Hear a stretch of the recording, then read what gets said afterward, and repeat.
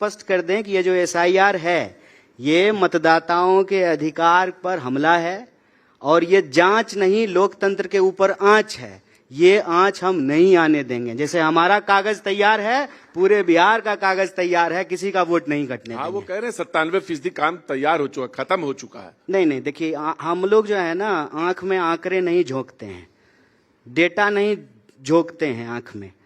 हम कोई आंकड़ा नहीं दे रहे हैं, हम सिर्फ एक बात कह रहे हैं और चुनाव आयोग कान खोल करके सुन ले, खुल्लम खुल्ला कह रहे हैं, किसी भी जेन्यून वोटर का वोट नहीं काटने देंगे। अगर काटिएगा तो ऐसी की तैसी।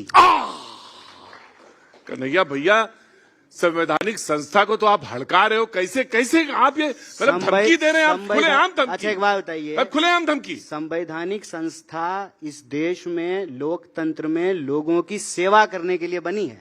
तो आर्टिकल 324, 325, 326 के तहत कर रहा है काम। देखिए, ईसीआई इस देश की संवैधानिक संस्था है, क्वासी बॉडी है, किसी पार्टी का इलेक्शन डिपार्टमेंट नहीं है। बिल्कुल नहीं है।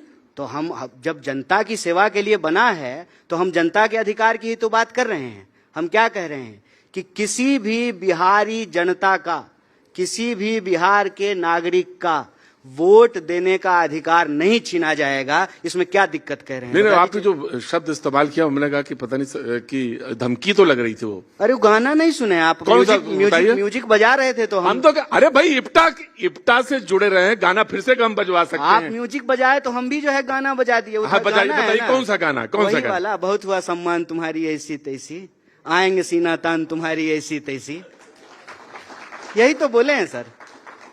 नहीं बोले आप सही। मुझे मालूम है कि इप्टा से बहुत पुराना इनका संबंध रहा है और थिएटर आर्ट ये अपनी तरह से अपनी भावभूमि से निकलते हैं, लेकिन ये इतना तीखा जब बोल देते हैं तो लोगों को लगता है कि कन्हैया, ऐसा नाम तो कन्हैया, और इतना तीखा बोलते हैं, संवैधानिक संस्थाओं पे सवाल उठाते हैं इस तरह से।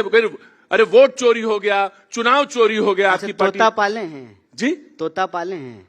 तोता एक बार पाले हैं। अच्छा, सीबीआई को भी तोता कहा जाता है वैसे? तो कहा आप ही के समय में गया था गुरुजी ने। देखे बिल्कुल सही समय बोलेगा। हम ये कह रहे हैं कि तोता जो है मिर्चाई खाता है कि नहीं खाता है? मिर्चा खाता है। कितना मीठा बोलता है? बोलता है मिट्ठू। हाँ? बहुत मीठा बोलता है ना? बहुत सही। तो हम लोगों को सत्तू के साथ मिर्चा खाने का आदत है, लेकिन हम सच बोलते हैं, तीखा नहीं बोलते हैं। तीखा उसी को लगता है जो जिनकी बुनियाद झूठ पे खड़ी होती है। हम बस सच बोलते हैं, तीखा नहीं बोलते। आपको बात कहने का पूरा हक है और ये आपको कोई किसी के कहने से नहीं, ये लोकतंत्र में सर आप कहिएगा तो हमको कहने की जरूरत नहीं है। मैं वही कह रहा हूं सर, आप शब्दों को कहते हैं तो हमको कहने की जरूरत ही नहीं है। आपको ये अधिकार है, पूर्ण अधिकार है कि आप अपनी बात कह सकते हैं, लेकिन संवैधानिक संस्थाओं पे आप बराबर उंगली उठाते हैं। आप कहते हैं कि संविधान चोरी हो गया, आप कहते हैं खतरे में है, फिर आप कहते हैं कि हम इलेक्शन जो वोट ईवीएम है उस पर विश्वास नहीं है, फिर अब आप कहते हैं वोटर लिस्ट पर विश्वास नहीं। अगर किसी बारी बारी से जवाब दे दें। बिल्कुल, हमें सुनना चाहते हैं। तो सबसे पहले ईवीएम पर सबसे पहले सवाल बीजेपी ने उठाया था और भाजपा के नेता ने एक किताब लिखा है, आप जाकर के उसको पढ़ लीजिए। मुझे मालूम, आडवाणी जी जब चुनाव हार गए थे तो सबसे पहले ईवीएम पे सवाल उठाया। तो आपसे दूसरा पूछते रहेंगे हम आपसे। दूसरा, तो आप ये जानना चाहता हूं, सीपीआई का लीडर रहा, कांग्रेस में मौजूद, जिनके पास नेहरू जैसे नेता मौजूद, वो आडवाणी जी का उदाहरण देते हैं। अच्छा, तो हम आप आ रहे हैं ना है? अच्छा, एक बात बताइए, मैं जानना चाहता हूं कि आप हम यहाँ पे उल्लेख आडवाणी जी का करते हैं। हम सवाल पूछते हैं ईसीआई से, बीजेपी को काहे मिर्ची लगती है? बिल्कुल नहीं लगनी चाहिए। यही बात ना? बिल्कुल नहीं लगनी चाहिए। बीजेपी को मिर्ची लगती है, इसीलिए हम आपको बीजेपी का और आडवाणी जी का उदाहरण दे रहे हैं। राइट। अगर बीजेपी को मिर्ची नहीं लगी होती तो हम जो है आडवाणी जी का उदाहरण नहीं दे रहे होते।